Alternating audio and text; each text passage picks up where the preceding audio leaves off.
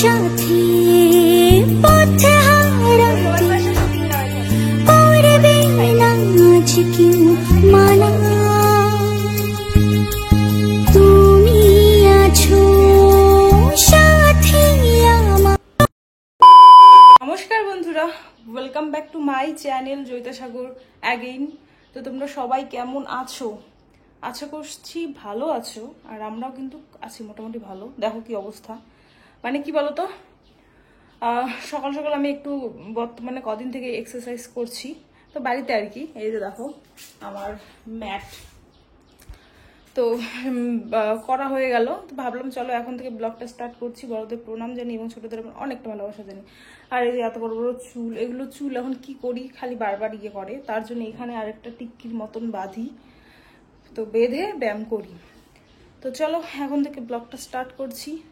আশা করছি আজকে ব্লগটা তোমাদের অনেকটা ভালো লাগবে। চলো দেখতে থাকো ব্লগ। সত্যি কি তাহলে আমি এবার কোয়ার্টারে যাচ্ছি, মানে তোমাদের দাদাভাই এবার ডিউটি থেকে বাড়ি এলে কি তোমাদের দাদাভাইয়ের সঙ্গে কোয়ার্টারে যাব? তো যাব কি যাব না, কি সমাচার, চলো ভিডিওটা দেখতে থাকো, সব কিছু বলবো কিন্তু। আর দেখো সেই কলকাতা থেকে আমার সাথে দেখা করার জন্য এসেছে, আমি তো পুরোই অবাক, মানে কোনোদিনও ভাবতে পারিনি। তো চলো ভিডিওটা দেখতে থাকো, সব কিছু তোমরা জানতে পারবে। দেখো সকালে তো বললামই আমি একটু সকালবেলা একটু এক্সারসাইজ করি, তারপরে সেই কুশনটা গুছিয়ে রাখলাম। তারপর দেখো যেহেতু পুরো শরীরটা ঘেমেছে, তো এখনই স্নান করবো না, একটু আধা ঘন্টা লেটে স্নানটা করবো আর কি। তো তার জন্যই দেখো আমি এখন আমার গোদরেজ থেকে শাড়ি বের করছি। কারণ কি বলতো, আমার কিন্তু বিয়েতে আমার ওই বাড়িতে বাবার বাড়িতে কিন্তু সোনাদানা কম পড়েছে বলতে, সবাই তো সব কিছু জিনিস দিয়েছে, কিন্তু আমার মানে সুতি শাড়ি অনেক পড়েছে, অনেক সুতি শাড়ি অনেক, প্রায় 50টার মতন পড়েছে। আর শ্বশুরবাড়িতে কিন্তু শাড়ি শাড়ি বেশি একটা ভালো পড়েনি, এখানে সোনাদানা অন্য অন্য জিনিসই পড়েছে। তো দেখো এই বেডশিটটা আমি নিলাম, আমি ওই বাড়িতে নিয়ে যাব। আর দেখো এই যে দুইটা শাড়ি দেখতে পাচ্ছ, এই দুইটা শাড়ি আমি বের করব। আরও একটা শাড়ি, আর একটা শাড়ি রেখেছি পাশে, সেটা আমি বাড়িতে মার জন্য নিয়ে যাব শাড়িটা। আমার মা কিন্তু আমার ওই বাড়িতে যত দান, মানে আমার বিয়ের যা কিছু পড়েছে সব কিন্তু এই বাড়িতে পাঠিয়ে দিয়েছে। ওই বাড়িতে কিন্তু আমার কিচ্ছু নেই, আমার জিনিস কিন্তু আমার কাছেই আছে। তো তাই ভাবলাম যে মার তো যেহেতু আমার অনেক সুতি শাড়ি আছে, আমার শাশুড়ি মাকেও কিন্তু আমি মাঝে মাঝে দুইটা একটা বের করে দিই পরার জন্য, যখন থাকে না আর কি, বা শাড়িটা অন্য শাড়ি ন্যাতনাতা হয়ে যায়, আর এনেও কিন্তু দেই। তোমরা দেখোই আমি মাঝে মাঝে শাশুড়ি মাকে সুতি শাড়ি বা অন্য শাড়ি এনে দিই। তো ভাবলাম মার জন্য একটা শাড়ি নিয়ে যাব, আর পুজোর সময় তো আমি দিবই এক্সট্রা। হ্যাঁ, তো ভাবলাম যে যেহেতু সুতি শাড়িগুলো আমি অত পরিও না, এত সুতি শাড়ি আছে, তো এত শাড়ি থাকতে কি আমার মা শাড়ি কিনবে বলো? যেহেতু মেয়ে, আমি মেয়ে, তো মেয়ের তো এগুলো দায়িত্ব কর্তব্য আছেই, তাই না? তো যাই হোক আর কি, মার শাড়িটা না সাইডে রেখেছি। আর দেখো এই যে একটা শাড়ি বের করলাম, আমার না লাল হলুদ শাড়ি পরতে পরতে একদম মানে কি বলবো আর, কিন্তু আমার যত মানে গোদরেজে এখনও যতগুলো শাড়ি আছে সুতি শাড়ি, সব লাল হলুদ শাড়ি, সব লাল হলুদ।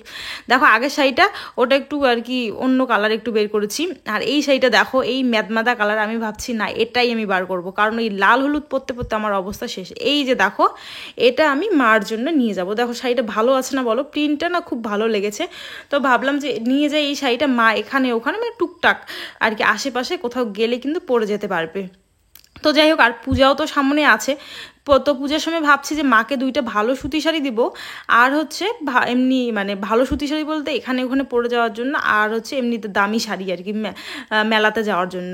তো যাই হোক, আর শাড়িগুলো এখন আমি এখানে নিয়ে এসেছি ধোয়ার জন্য, কারণ এগুলো শাড়ি এত খড়খড়া হয়, এগুলো কিন্তু প্রায় 280-300 টাকার এগুলো শাড়ি, মহারানী, তারপরে চিফ মিনিস্টার, দেখবে যেগুলো 400 টাকার সুতি শাড়ি, ওগুলো কিন্তু খুব সফট থাকে, তোমাদের আর ধুতে হয় না, এমনিতেই পরা যায়। এগুলো শাড়ি খুব খড়খড়া আর কি শাড়িটা।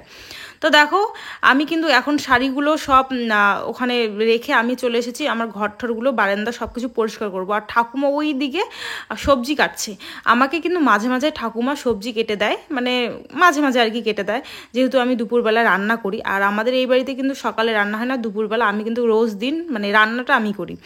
টুকটাক পূজা কোনো দিন সন্ধ্যা দেওয়া, তারপরে বাড়ি ঘরের মানে সারাদিনই চলে আর কি। তো যাই হোক, যেটা কথা বলার ছিল আর কি তোমাদের সাথে, যে তোমাদের দাদাভাই কি এবার ছুটিতে এলে কোয়ার্টারে নিয়ে যাবে? আমি কিন্তু তোমাদের আগের ব্লগে শেয়ার করেছিলাম যে তোমাদের দাদাভাই মানে বলেছে যে আমাদের বিবাহবার্ষিকীতে আসবে। এখন যে জায়গায় আছে তোমরা তো শুনলে আগের ভিডিওতে আমার মুখে, তো এখন ছুটি ওখান থেকে কনফার্ম হতেও পারে, নাও হতে পারে, বা লেটও হতে পারে, তো জানি না। আর কোয়ার্টার যাওয়ার ব্যাপারটা আমি এখনও বলতে পারছি না, কিন্তু কিন্তু 50-50, মানে 50%, মানে 50% আমি কোয়ার্টার যেতেও পারি, 50% আমি নাও যেতে পারি। তো প্লিজ তোমরা সবাই মানে একটু প্রে করো যাতে আমি কিন্তু বরের সাথে কোয়ার্টারে মানে যেতে পারি। সবারই তো শখ থাকে বলো যে বরের সাথে থাকার। দেখো আমার শাশুড়ি মা আছে, শ্বশুর মশাই আছে, দুজন আছে তারা, আমার বাবা আছে, মা আছে, তারাও দুজন আছে। তো এখন আমি নিশ্চয়ই আমার ইচ্ছে করবে বা আমার মা বাবা চাইবে, মেনলি আমার কিন্তু মা বাবা চাইবে যে আমার মেয়ে তার স্বামীর সাথে থাকুক। নিশ্চয়ই আমার শ্বশুর শাশুড়ি মাও চাবে যে যেহেতু স্বামী স্ত্রী একসাথে থাকে, সবাই স্বামী স্ত্রী একসাথে থাকে, তো চাইবে এটা সবাই যে স্বামী স্ত্রী তারা একসাথে থাকুক। তো যাই হোক আর কি, তোমরাও প্রে করো যাতে এই মানে যেটা 50% আমাদের নলতল আছে সেটাও যাতে কনফার্ম হয়ে যায়। তোমাদের দাদাভাই এলে জন্য এবার আমাকে কোয়ার্টারে নিয়েই যায়। কি বলবো, আর এবার খুব আমার ইচ্ছে ছিল, আশা ছিল, কিন্তু যখন সেটা মানে ভেঙে যায় তোমাদের বলে বোঝাতে পারবো না। কিন্তু কি বলতো, তোমাদের দাদাভাই যদি ওখানে না যেত এবার, তাহলে কিন্তু আমাকে কোয়ার্টারে নিয়েই যেত। ইস কি বলবো, আর মানে ওখানে যাওয়ার পর আমাকে আর কোয়ার্টারে নিয়ে যেতে পারলো না। আর ওখানে তো মানে বোঝোই ব্যাপারটা, প্রায় দিনই ঝামেলা হচ্ছে। তো ওখানে তো কোয়ার্টারে নিয়ে যাওয়ার মতন কোনো রকম কিচ্ছু নেই। তো যাই হোক, দেখো তোমাদের সঙ্গে কথা বলতে বলতে সবজি আমার কাটা কমপ্লিট। ঠাকুমা ওইদিকে শাক মানে বেঁচে দিচ্ছিল। আর এখন আমি রান্না করব কি বলতো, ভেন্ডির চচ্চড়ি করব, আর হচ্ছে বেগুন আলু দিয়ে মাছের একটু ঝোল করব, আর মিষ্টি কুমড়াটা ভাজা করব, আর ঠাকুমা যে শাকটা মানে বেঁচে দিছে সেটা হচ্ছে ভাজা করব। আর আমাদের কিন্তু অনেক দিন থেকে, প্রায় মানে 15 দিন থেকে কিন্তু বাবা না জাল নিয়ে এসেছে। তো জাল দিয়ে মাছ মারে। তো একদিনও তোমাদের সঙ্গে শেয়ার করা হয়নি যে কতগুলো মাছ পাই, কীরকমভাবে মাছগুলো বাবা মানে সকালবেলা করে নিয়ে আসে। তো কোনো এক ব্লগে কিন্তু তোমাদের সঙ্গে শেয়ার করে দিব, দেখবে এতগুলো করে মাছ পায়, একদম টাটকা মাছ, মানে কি বলবো আর। তো যাই হোক, আর কি বলতো, আমার তো এইদিকে রান্নাবান্না আমি করছি, আমি কিন্তু জানি না যে আমার সাথে আজকে সেই সুদূর কলকাতা থেকে কেউ দেখা করতে আসবে। এই যে রান্নাবান্না করে না, যখন আমি ঘরে মানে গিয়ে শুয়েছি, তখন আমার মা ফোন করেছে, মানে ভাই মা দুজনেই, যে কেউ দেখা করতে এসেছে আমার ওই বাড়িতে। মানে ওই বাড়িতে আমার কি বলতো, সবাই বলে দিদিভাই আসবো, তো তারা কিন্তু আমাকে মেসেজও করে, হয়তো এত মেসেজের ভিড়ে আমি কিন্তু দেখতেই পারি না মানে কমেন্ট, মানে কে করেছে। তো তারা দেখেছিল যে আমাদের বাড়িতে অষ্টপ্রহর হয় নিগমনগর, তো সেই দিকটা ভেবেই কারো কাছে জিজ্ঞাসা করেছে যে আমার কথা, তারপরে বলে দিয়েছে। কিন্তু আমার বাবার বাড়িতে গিয়েছে, তো আমার বাবার বাড়িতে তো আমি থাকি না, আর ওখানে আমি অনেক দিন থেকেও যাই না। তারপরে কিন্তু আমার ভাই কিন্তু এখানে নিয়ে এসেছে। তো যাই হোক, সেটা আমি পরে তোমাদের সঙ্গে শেয়ার করছি। তোমাদের দাদা ভাই এখন কিন্তু ডিউটিতে আছে, ওর সাথে সকাল মর্নিং সেই 4টার দিকে কথা হয়েছিল অল্প একটু। ও এখন কিন্তু বর্তমানে ওখানে প্রচণ্ড চাপ। তোমাদের দাদাভাইয়ের সঙ্গে এখন ভালো করে ভিডিও কলও হয় না, ভালো করে কথা হয় না। দেখো তোমাদের সঙ্গে আমি শেয়ারই করতে পারি না, সেই কতদিনে একটা ভিডিও কল শেয়ার করেছি, ভিডিও কল তো করা হয় না। ফোন তো মানে কি বলি, আর ওই সকালবেলা যখন ফোন করে, ওরকম যদি খুব ভোরে ফোন করলো, না হলে কিন্তু একবারে সন্ধ্যায় এসে কিন্তু আমাকে কল করে। আর দেখো আজকেও অনেক মাছ পেয়েছে, তো হাফ মাছ হচ্ছে শুকোতে দেওয়া হয়েছে বাইরে, মা শুকাইতে দিছে। আর এখানে দেখো হাফ মাছ এখন আমি ভাজবো। ভাতটা কিন্তু আমি সাইডে বসিয়ে দিয়েছি, আর এই সাইডে কিন্তু এই মাছ ভাজছি। আর এত গরম বন্ধুরা, রান্না করা যে কি জ্বালা, কি বলবো আর তোমাদের। আমাদের বাবার বাড়িতে কি হয় বলতো, আমার যখন সকাল, বাবা যেহেতু চাকরি করতো, তো আমাদের ওই সকালের টাইমটা ছিল 10টার মধ্যে রান্নাবান্না কমপ্লিট, দুপুরবেলা কিন্তু ওগুলোই খেতাম, আর রাত্রে হতো রুটি বা ভাত যেটা আর কি। আর এখানে রান্না বসাই আমি ধরো 10টা 11টা, যেহেতু 1টা 2টা এরা খাওয়া দাওয়া করে, তো অত সকালে ভাত বসিয়ে বা কি করব। কিন্তু এই টাইমটা, এই যখন আমি 10টার পর 11টা বা 12টার দিকে যদি রান্না বসাই আর কি, তো মানে প্রচণ্ড গরমে ঘেমে ঘুমে একাকার হয়ে যায়। আর রান্নাঘরটা যেহেতু আমাদের মানে ছাপড়া বলে আর কি, যেটাকে আমাদের ভাষায়, দোচালা কিন্তু না, ছাপড়া, তো ঘরটা নিচু বলে না খুব গরম লাগে ঘরটাতে। তো যাই হোক, দেখো আমার কিন্তু রান্না বান্না মোটামুটি হওয়ার দিকে। আর এখানে দেখো আমি এখন রুটি করব।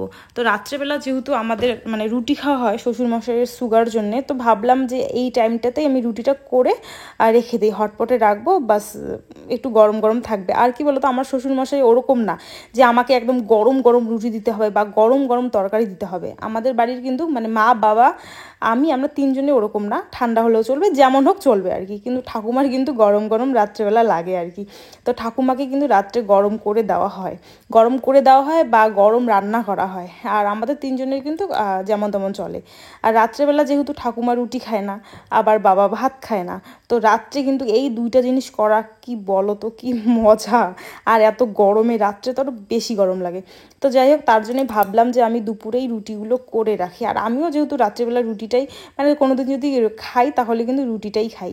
আর তোমরা বলো তো, আমি যে নাইটিটা পরেছি এই নাইটিটা কি আমাকে খারাপ লাগছে দেখতে? যেদিনই পরি না কেন, হ্যাঁ, তোমাদের দাদাভাই প্রথম দিন দেখেছে, দেখে বলেছে কি নাইটি পরেছে, এটা কী কালার নাইটি। তারপর আরেকদিন দেখেছিল, সেই দিনও ওই কথা বলেছে। তো তোমাদের বলছি যে নাইটির কালারটা কি খুবই খারাপ, আমাকে কি একদমই মানায়নি। কি বলবো, আর এতটা বকা দেয় বলার মতন না। আর আমি ভাবছি কিসের কি লাল হলুদ বাদ দিয়ে অন্য অন্য কালার, মানে যেগুলো কালার আমি এখন পরিনি সেগুলো কালার আনবো। আর ওনার দেখো, তো যাই হোক, এই যে সাইডে দেখো মিষ্টি কুমড়া বসিয়ে দিয়েছি আর রুটি, আর মিষ্টি কুমড়ার রুটি আর কি এত ভালো লাগে কি বলবো। আর আমার কিন্তু রান্নাবান্না কমপ্লিট হয়ে গেছিলো, আর দুপুরবেলা কিন্তু আমি রুটি সবজি খেয়েছি। তারপরে দেখো, আমি বললাম না যে ভাই নিয়ে এসেছে, তো ওদের পাশে আমার ঘরে আছে, এটা তো পাশের ঘর। তো দেখো, ওরাও কিন্তু মিষ্টি নিয়ে এসেছে, মিষ্টি আর ওই যে এখানে দেখছো একটা ফ্রুটি সেটা। আর আমরা যেটা নিয়ে এসেছি এই যে দেখো ফলের রস, মানে ফ্রুটি আর কি, একই রকম ফ্রুটি। আর হচ্ছে না মাজা, মাজা নিয়ে এসেছি, আর ওরা নিয়েছে ফ্রুটি।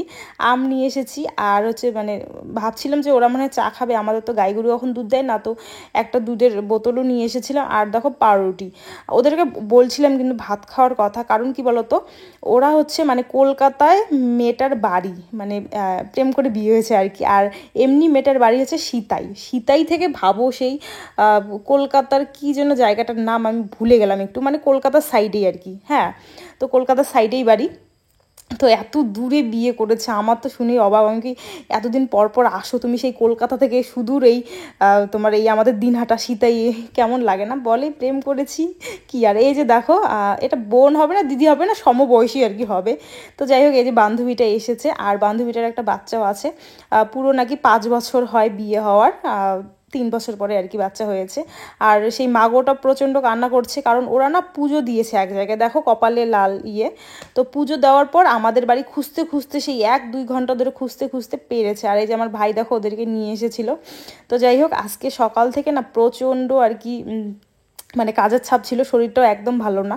আর ওরা যে এসেছে, সত্যি কথা বলতে আমি এতটা খুশি হয়েছি যে কি বলবো। আর যে এত দূরের মানুষও আমাকে চেনে, আমি তো কোনোদিনও ভাবতে পারিনি। সব হচ্ছে তোমাদের ভালোবাসার জন্যই।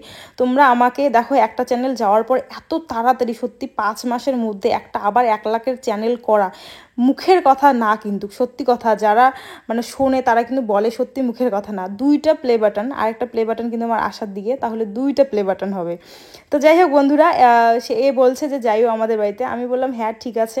তো দুর্গাপুজোর সময় আসার কথা আবার বাবার বাড়িতে, তখন দেখা হবে। তো যাই হোক, আজকের মতন ভিডিওটা কিন্তু এই পর্যন্তই রাখলাম। কেমন লাগলো ভিডিওটা অবশ্যই কমেন্ট করে জানাবে। তো চলো সবাই